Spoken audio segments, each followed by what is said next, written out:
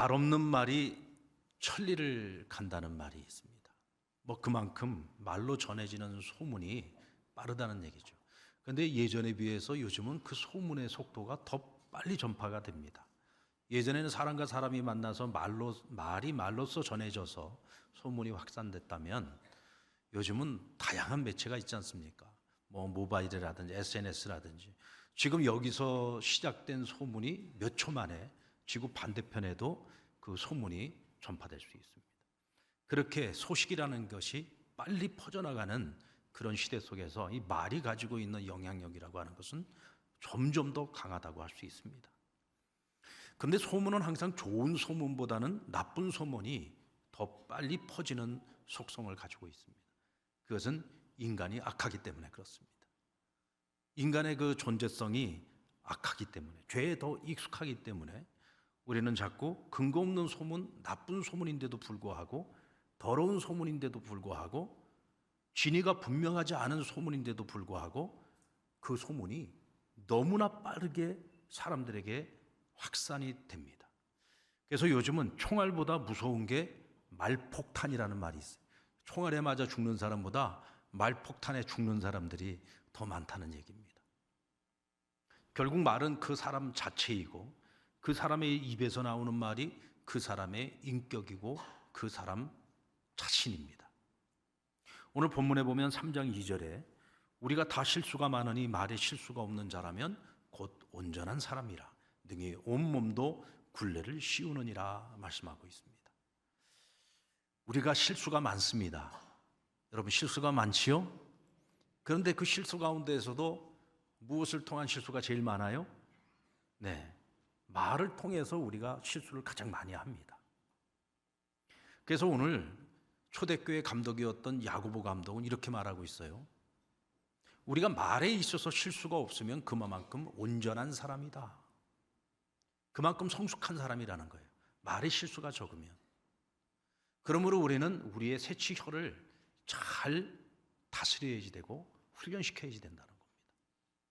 이와 같이 자신의 새치혀를 잘 훈련시켜서 말에 있어서 우리가 실수가 없고 성숙한 사람이 되면 그 사람은 자신의 온몸에 굴레를 씌울 수 있다.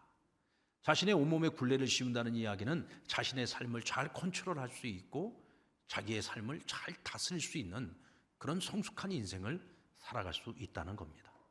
그만큼 우리가 혀를 길들이고 말에 있어서 성숙한 사람이 되는 것은 이 세상 사람들뿐만 아니라 무엇보다도 우리 그리스도인, 세상의 빛과 소금의 역할을 감당해야 되는 우리 그리스도인이라면 더 잘 관리하고 더 잘 다스려서 말에 있어서 성숙한 사람이 되어야 된다는 것입니다. 특별히 우리는 복음을 전하는 사람들이잖아요. 그리스도의 복음을 전하는 사람들이고 또 우리의 삶을 통해서 우리의 표현되어지는 말을 통해서 우리는 그리스도의 인격과 그리스도의 성품을 세상 속에서 드러내는 사람들입니다. 그런데 우리가 말에 있어서 성숙하지 못하면 우리의 그 말 때문에, 우리의 그 잘못된 표현들 때문에 하나님의 영광을 가리우고 잘못하면 우리를 통해서 드러나는 예수님의 모습이 왜곡되어질 수도 있는 것입니다. 자, 9절부터 11절까지의 말씀 우리 같이 한번 읽어볼까요? 9절부터 11절까지 시작. 이것으로 우리가 두 아버지를 찬송하고 또 이것으로 하나님의 형상대로 지음을 받은 사람을 저주하나니 한 입에서 찬송과 저주가 나오는도다. 내 형제들아 이것이 마땅하지 아니하니라. 샘이 한 구멍으로 어찌하여 짠물과 단물과 쓴물을 내겠느냐. 여러분들 오늘 우리 그리스도인들의 이 입은 뭐 하는 입이에요?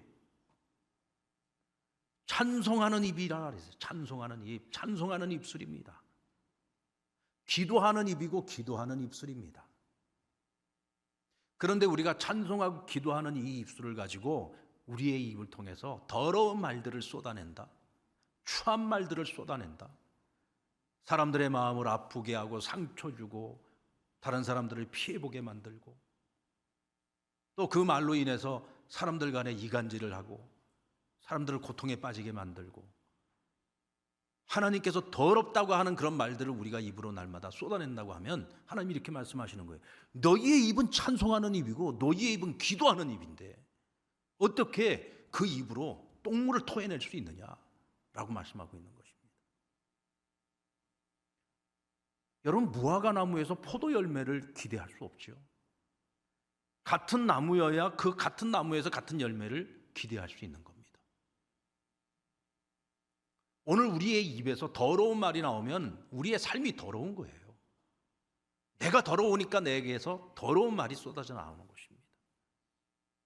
내가 착하고 선하면 내 안에서 착하고 선한 말이 나오는 것입니다. 그러므로 우리 그리스도인들은 우리가 그리스도의 얼굴이란 말이에요. 우리 입에서 나오는 말이 곧 하나님의 자녀로서 우리 안에 있는 그 믿음의 말들이 쏟아져 나와야 되는 거예요.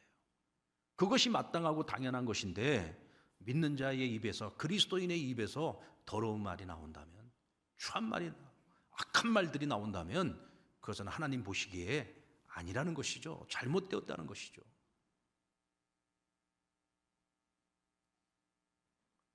그러므로 우리는 항상 좋은 말을 할 수 있는 그리스도인으로 우리 자신을 잘 가꾸어야 합니다.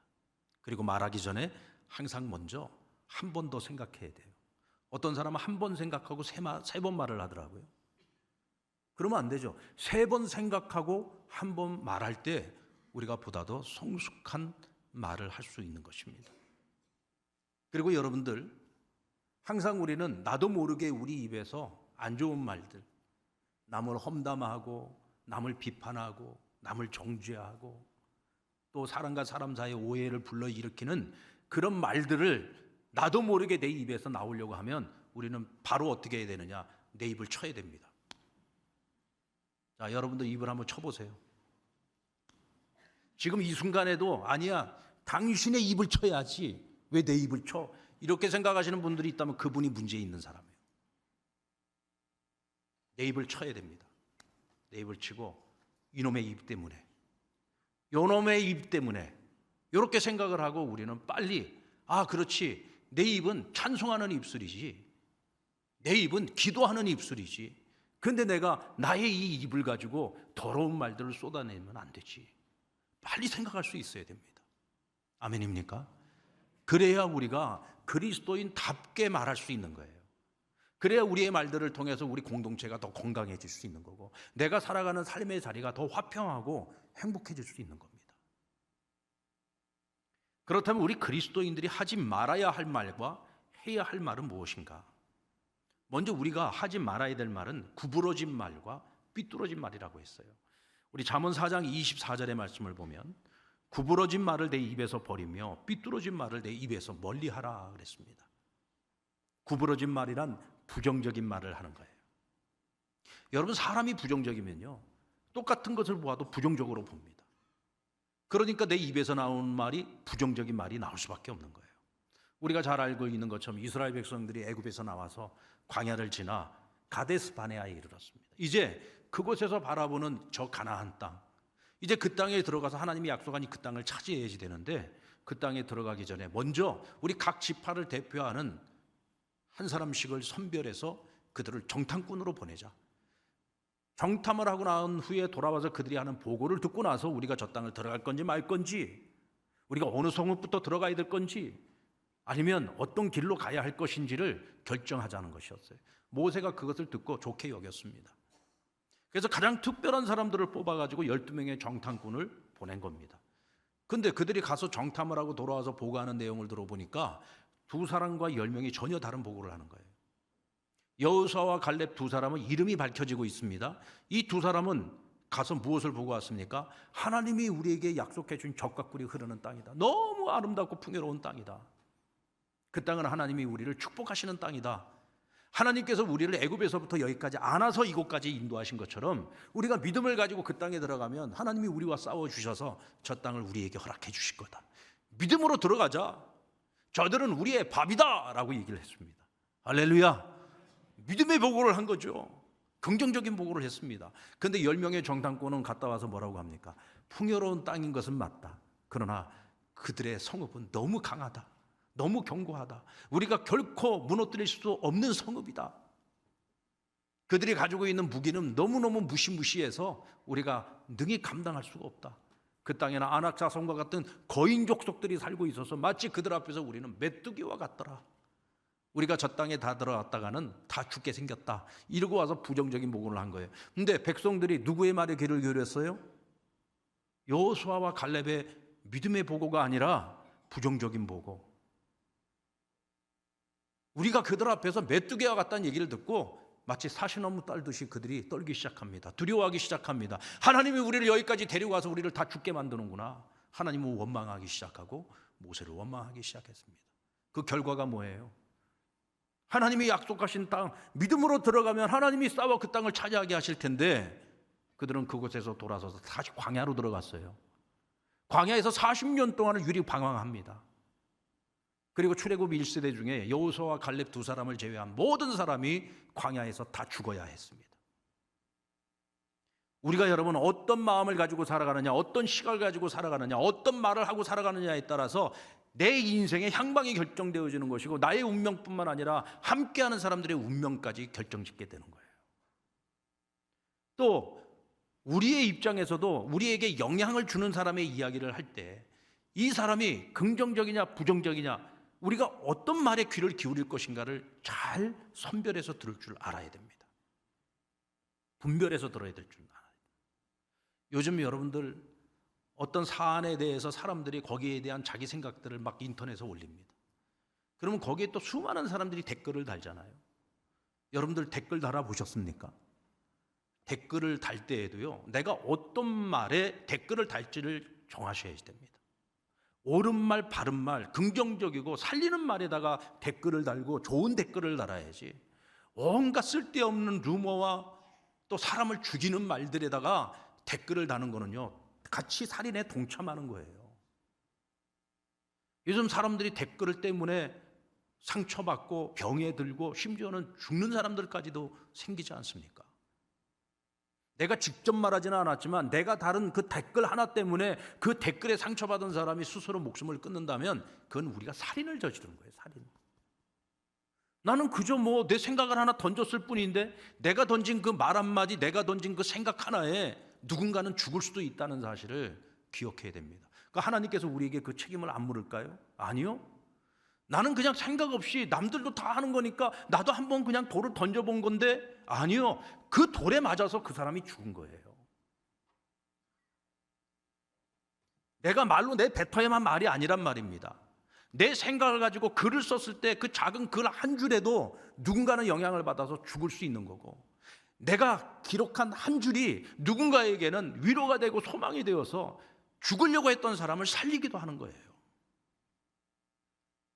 오늘 우리가 그런 시대를 살아가고 있는데 우리 그리스도인들이 말에 있어서 성숙하지 못하면 우리는 나도 모르는 사이에 살인자가 될 수도 있는 것이고 나도 모르는 사이에 하나님의 영광을 가리울 수도 있다는 것이죠. 그래서 우리는 절대로 부정적인 말을 동의하지도 말고 부정하는 그런 말들에 부정적인 말들에 우리가 함께 동참하며 그것을 퍼나르는 것 절대로 하지 말아야 될 일이라는 것이죠. 파리 올림픽이 끝난 이후로 우리 사회에 큰 파장을 일으키고 있는 것이 우리 안세영 선수. 금메달을 따고 난 후에 누구도 할 수 없는 말을 했어요. 사실 그것은요, 엄청난 파장을 지금 대한민국에 가지고 왔습니다. 여기 대해서 긍정적인 판단을 하는 사람들도 있고 부정적 판단을 하는 사람들이 있어요. 저는 이것이 옳고 그름 뭐가 옳으냐 뭐가 그르냐를 이야기하려고 하는 것이 아니라 적어도 이 어린 선수가 가장 영광스러운 순간에 왜 그런 말을 했을까? 저는 그 원인, 그 이유를 우리가 좀 살펴볼 필요가 있다. 많은 사람들이 지금 현재 어떤 하나의 조직 내에서 잘못되어지고 있는 어떤 관행들에 대해서 이건 고쳐야지 됩니다라고 이야기할 때 많은 사람들이 이렇게 얘기합니다. 아니야. 원래 다 그런 거야. 원래 다 그렇게 해왔어. 라는 말로 다 덮어버리려고 하죠. 그런 말들이 뭐예요? 개혁을 못 일으킵니다. 새로워지는 것을 막는 거죠. 더 좋은 방향으로 나아갈 수 있는 것을 가로막는 겁니다. 지금까지 우리 사회는 늘 그래 왔습니다. 원래 다 그런 거야.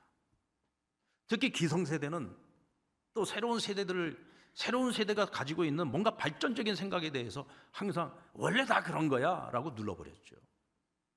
그런데 이 나이 어린 선수가 왜 그렇게 죽을 힘을 다해서 경계를 해가지고 금메달을 땄느냐?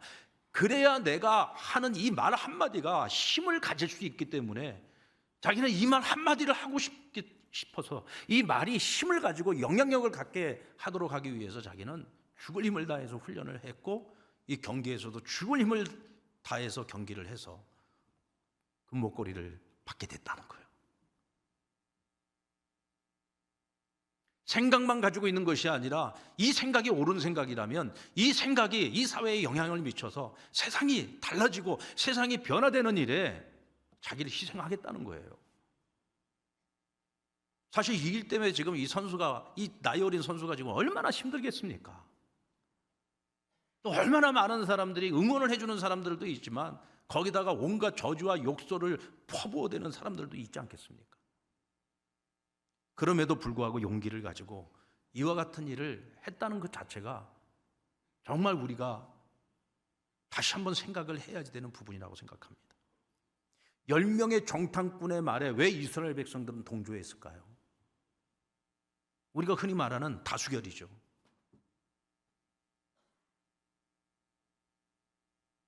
10대 2 아니냐, 10대 2. 10명의 정탐꾼, 2명의 정탐꾼 서로 보고가 다른데 10명이 이야기하는 것이 2명이 말하는 것보다는 더 영향력 있는 거 아니냐. 원래 다 그런 거야. 원래 다.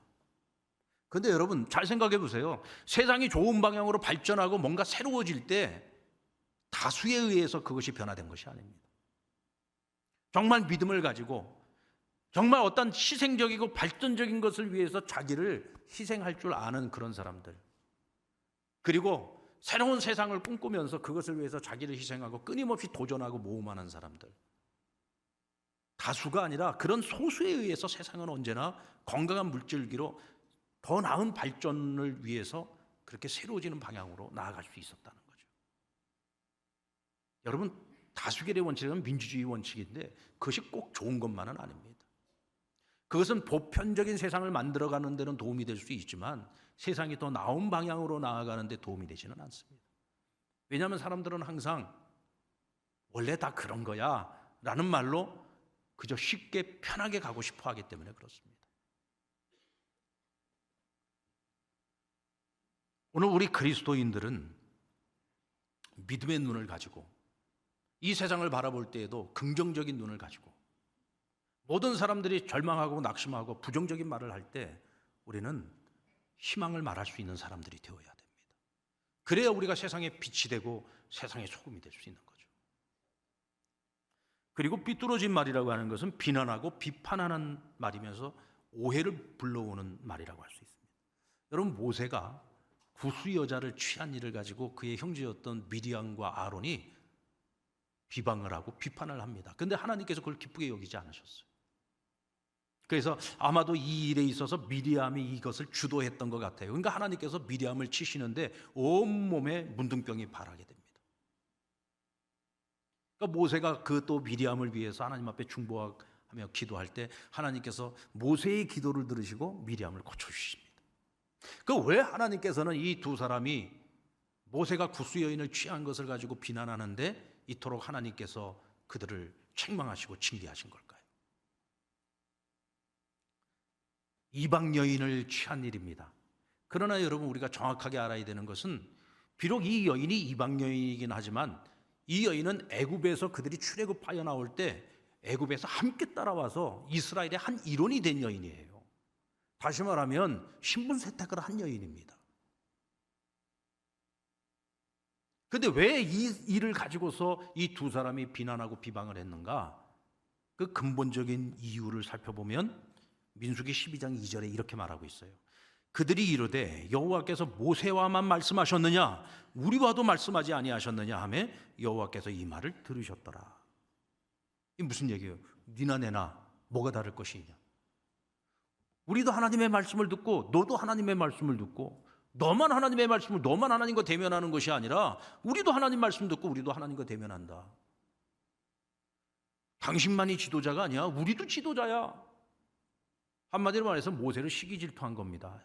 같은 피를 나눈 형제인데도 불구하고 누구보다 모세에게 큰 힘이 되어줘야 되는 이 두 사람이 시기 질투심 때문에 오히려 모세를 비방하고 모세의 리더십에 흠을 가하고 결국은 이스라엘 공동체 전체가 하나님의 뜻을 따라서 지금 광야 생활을 하고 있는 중에 있는데 이 리더십이 무너지게 되면 공동체 전체가 무너지는 거거든요.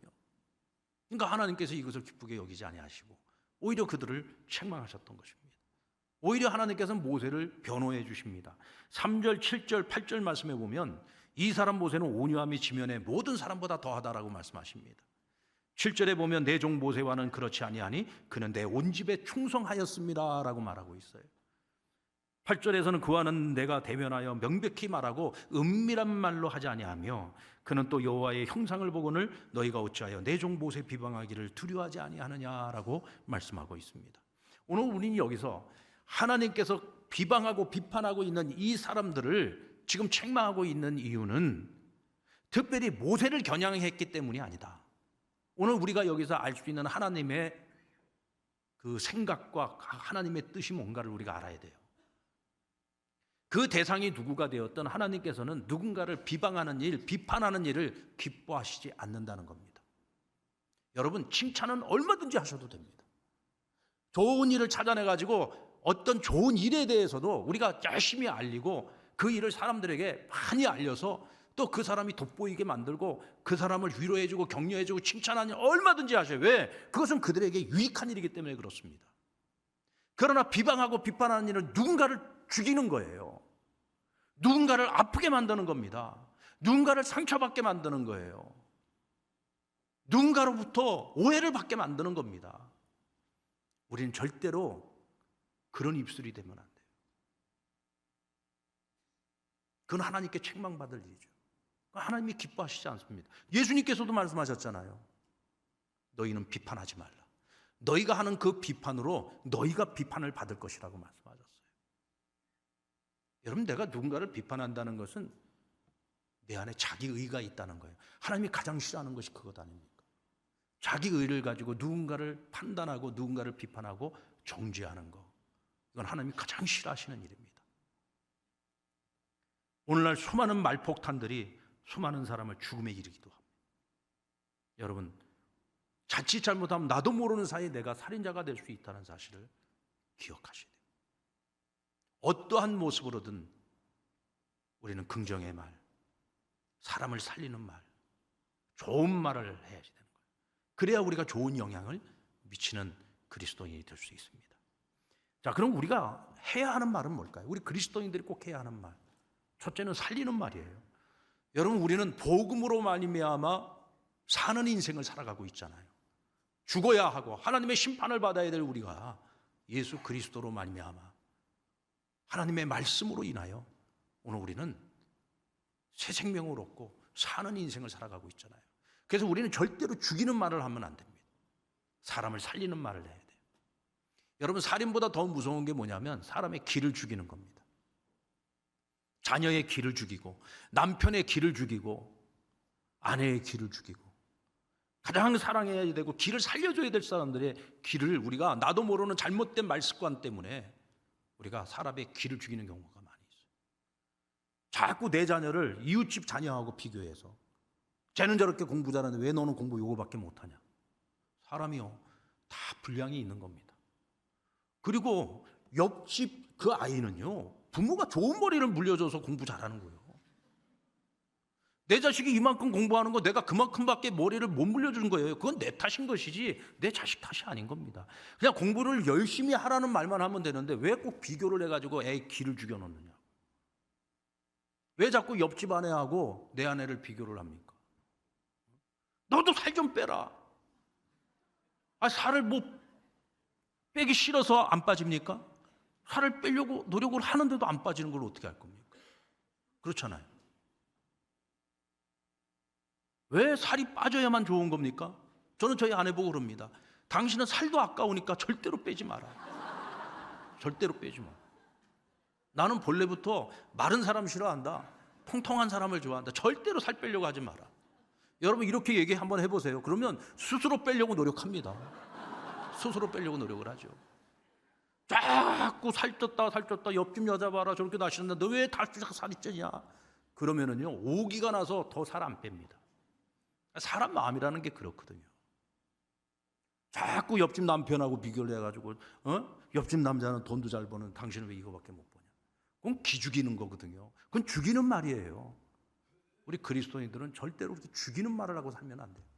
사람을 살리는, 길을 살려주는 말을 해야지.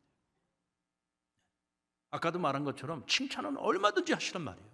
칭찬은 사람을 길을 살려주고 그 사람이 더 좋은 방향으로, 희망의 방향으로, 더 선한 방향으로 나아갈 수 있으면 우리는 말 한마디 가지고서도 사람에게 얼마나 많은 것들을 베풀 수 있는 겁니까? 다윗의 이야기에 나오는 사람 중에 나발이라는 사람이 나옵니다. 이 사람은 돈이 많은 부자였어요. 그런데 이 사람에게 아주 지혜로운 아내가 있었습니다. 이 나발은 돈은 많은데 사람이 악해요.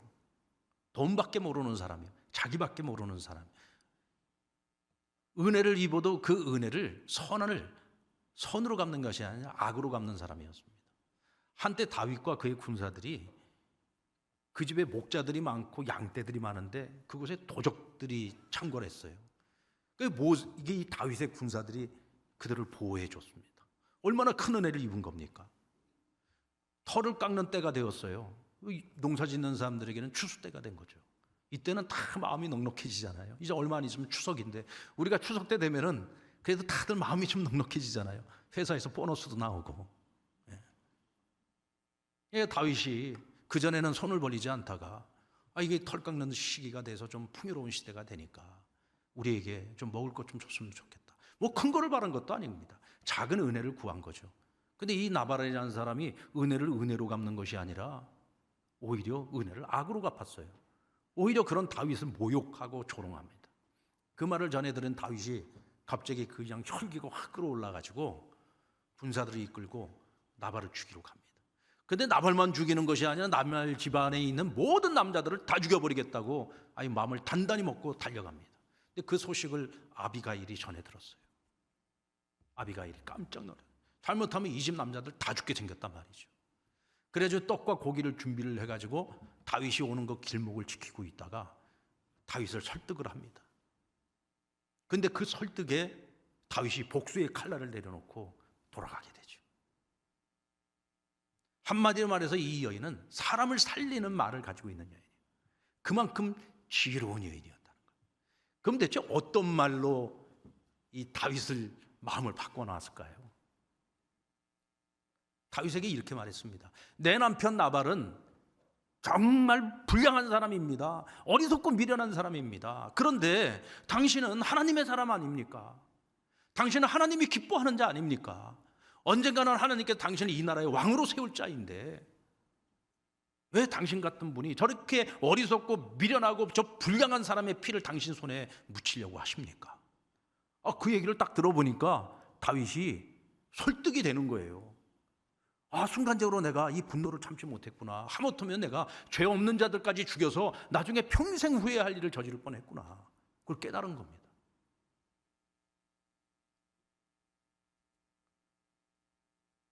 아비가일이 나서지 않았으면 다윗은 하나님 앞에서 또 이스라엘 백성들 앞에서 크나큰 죄를 저지르고 평생에 후회할 일을 저지를 뻔했던 거예요. 여러분, 사람이요 욕심이 많고 그래서 어리석고 미련한 거는 참 잘못된 거는 맞아요. 참 쓸데없는 사람인 건 맞습니다. 그렇다고 해서 그 사람을 가서 죽여야지 될 일은 아니잖아요. 그렇다고 이 사람이 죽을 일을 한 것은 아닙니다. 사람이 못돼 먹은 거지. 그런데 그런 나발과 그 집사 남자들을 다 죽여버렸다. 이거는 다윗에게 있어서는 마치 밧세바 사건처럼 평생의 오점으로 남을 만한 일이었다는 거예요. 그런데 그것을 막고 사람들을 살리는 일에 아비가일이 쓰임을 받은 겁니다. 여러분, 오늘 우리도 사람을 살리는 말을 할 줄 아는 지혜로운 그리스도인들이 되시기를 주의 이름으로 축원합니다. 그리고 그리스도인은 어떤 경우에도 정직한 말을 해야 돼요. 마음이 급한 아비가일이 나발에게 찾아가서 뭐라고 얘기합니까? 당신은 불량한 자요. 당신은 어리석고 정말 미련한 사람입니다. 당신의 그 말 한마디 때문에 지금 이 집의 남자들은 다 죽게 생겼습니다. 그러자 나발이 그 말을 듣고요, 온몸이 굳어버렸다 그랬어요. 나중에 나발은 다윗의 칼에 죽은 것이 아니라 몸이 굳어서 죽습니다. 근데 저는 이 이야기를 볼 때마다 한 가지 의문이 있어요. 이렇게 지혜롭고 현명한 여자가 어떻게 이렇게 어리석고 미련한 남자랑 결혼을 했을까? 제가 내린 결론은 연애 결혼은 아니다. 이게 여러 연애 결혼을 해서 결혼을 했다면 절대로 이루어질 수 없는 관계죠. 어떻게 두 사람이 결혼을 했을까? 아마도 아비가일의 집은 굉장히 가난했을 것 같아요. 뭐 아버지가 빚을 졌든지. 그래서 결국은 어쩔 수 없는 참 운명으로 말미암아 이 나발의 아내가 됐어요. 그러니까 지금까지 살아오면서 얼마나 숨죽이고 살아왔겠습니까? 할 말 못하고. 근데 지금 이 순간은 아비가일이 나서지 않으면 안 돼요. 왜? 이 집 사람들을 다 살려야 돼요. 다윗으로 하여금 실수하지 않도록 막아야 된단 말이에요. 그러니까 남편에게 가서 지금까지는 입 다물고 살았는데 가서 남편한테 대놓고 얘기를 한 겁니다. 너는 불량한 사람이다. 너 때문에 지금 다 죽게 생겼다. 그리고 정직하게 말을 해요. 근데 그 말 앞에서 나발이 아무 소리도 못하고 몸이 굳어버리고 지금 떡과 고기를 마련해가지고 다윗을 만나러 달려가는 아비가일을 붙잡지도 못했어요. 여러분, 사람이 정직해야, 사람을 살리기 위해서 자기를 희생할 줄 알아야 사람을 살리는 도구로 쓰임받을 수 있는 거예요. 그리고 칭찬의 말과 축복의 말을 해야 됩니다. 아비가일은 자기 남편은 불량하다고 이야기를 하면서 다윗에게 뭐라고 했어요? 당신은 하나님의 사람이요, 하나님이 기뻐하는 자요, 언젠가는 하나님이 당신을 왕으로 세울 거예요. 그리고 그걸 막 칭찬하는데, 여러분, 다윗이 마음을 돌이킨 거 딴 거 아니에요? 칭찬 듣고 돌이킨 거예요. 칭찬은 고래도 춤추게 만든다고 하지 않습니까? 여러분, 칭찬을 많이 해주세요. 제가 강단에서 설교할 때 우리 성도들이 뭐가 문제고 좀 이것 좀 고치세요, 이런 얘기 한 번도 한 적이 없어요. 항상 우리는 잘한다, 이것도 잘하고 저것도 잘한다, 늘 잘한다고 얘기하잖아요. 아닙니까? 그래서 우리 교인들이 가지고 있는 한 가지 착각이 있어. 하도 잘한다 그러니까 정말 잘하는 줄 알아. 근데 여러분, 착각이라도 칭찬을 듣고 내가 잘하는 줄 알아서 더 잘하려고 노력하는 게 귀한 거죠. 자꾸 못한다 그러면요, 나중에는 어떻게 되냐면 니나 잘해라 이렇게 되는 거예요. 당신도 못하면서 왜 우리 보고 맨날 이거 해라 저거 해라 그러냐, 이렇게 되는 거예요. 사람 마음이 그래요. 왜? 사람이 악해서 그래요. 사람이 죄인이라서 그렇습니다. 내가 잘못하는 걸 지적을 받으면 이걸 고쳐야지라는 생각을 해야 되는데, 사람은 마음이 삐뚤어져서 지적을 받으면은요 더 악해지고 싶고 더 못돼지고 싶은 게 사람의 마음이에요. 근데 자꾸 칭찬을 해보세요. 그러면 기분이 좋아서 더 잘하려고 노력하고 더 잘하려고 애를 쓰는 거예요. 칭찬을 해주십시오.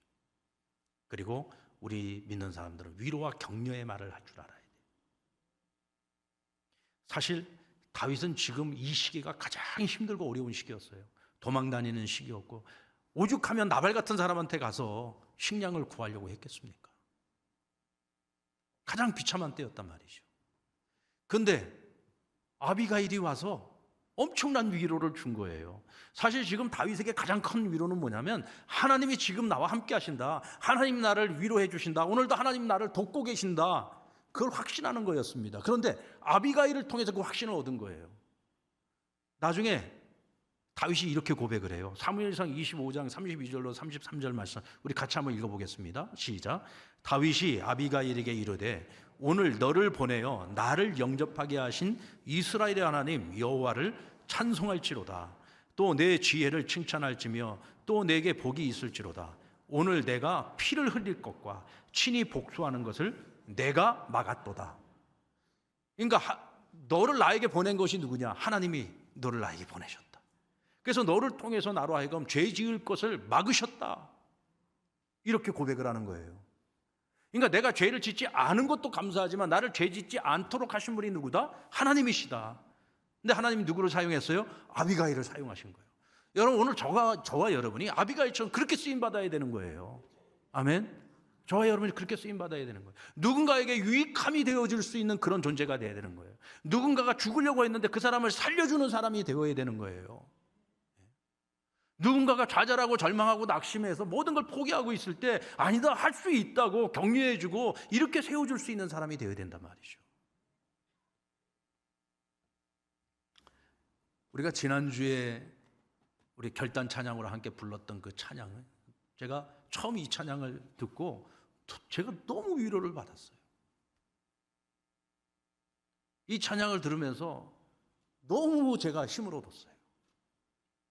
그래서 그냥 매일같이 1시간 연속 듣기 틀어놓고 계속 부르고 너무너무 제가 은혜를 많이 받았는데 마침 제가 말씀을 준비하고 있던 것과 이 찬양의 이 주제가 너무 잘 맞아서 지난주에 우리가 말씀 듣고 함께 결단 찬양을 했는데 또 우리 성도들 중에도 그 찬양 듣고 참 위로받고 은혜 받은 분들이 그 악보를 좀 구해달라 해서 우리 행정실에서도 악보를 많이 나눠드리고 했습니다.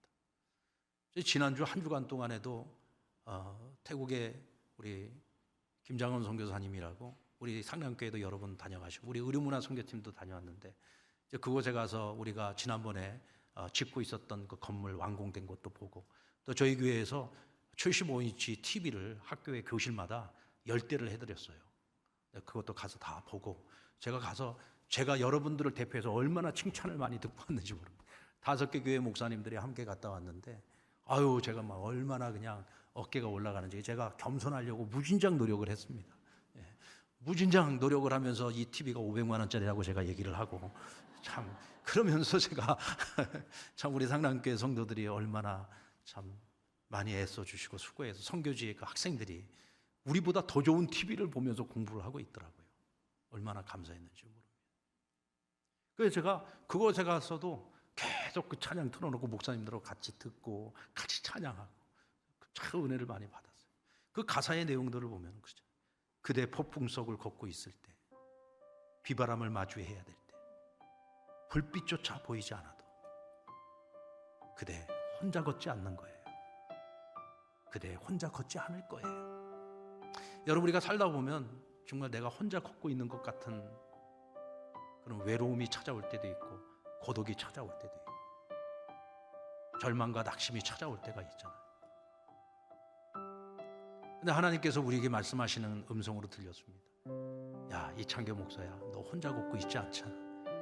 내가 여기까지 너와 함께 걸어주었고 또 너의 우리 성도들이 다 너와 함께 걷고 있고 너 옆에는 너와 함께하는 이들이 이렇게 많은데 힘들어도 힘들다 하지 말고 더 힘을 내라. 저는 그런 하나님의 음성으로 들렸어요. 내가 폭풍 속을 걸어가도 내가 너와 함께 그 길을 걸어가 줄 거고 비바람이 몰아쳐도 내가 너와 함께하며 내가 너에게 우산을 받쳐줄 거고 칠흑 같은 어두움 속을 걸어갈지라도 내가 너에게 빛이 되어줄 것이고 두려운 마음이 찾아오냐 하늘을 바라보아라. 외로우냐 걱정하지 마라. 희망이 보이지 않느냐 계속 꿈을 꿔라. 너는 혼자 걷지 않는다. 내가 너와 함께 걸을 것이다 라고 말씀해 주셨어요. 여러분 당신은 절대로 혼자가 아니에요. 당신은 혼자 걷는 것이 아니에요. 이 한 줄의 가사만으로도 우리가 정말 위안을 얻지 않습니까? 희망을 갖고 용기를 낼 수 있지 않습니까? 여러분 우리가 그런 사람이 되어야 된단 말이죠. 누군가에게 내가 당신과 함께 해줄 거예요. 당신이 어둠 속을 걸어도 내가 당신과 함께해서 쓰러지거나 넘어지지 않게 도와줄게요. 여러분 우리가 그런 사람이 되어야 되지 않겠습니까? 주님이 우리에게 그런 존재였던 것처럼 우리도 사람들에게 그런 존재가 되어야 되지 않겠습니까? 여러분 정말 좋은 그리스도인이 되기를 바랍니다. 그리고 좋은 말의 사람들이 되기를 바랍니다. 그래서 하나님께 쓰임받아서 많은 사람들에게 위로와 소망을 줄 수 있는 그런 멋진 그리스도인들이 될 수 있기를 우리 주님의 이름으로 축원합니다.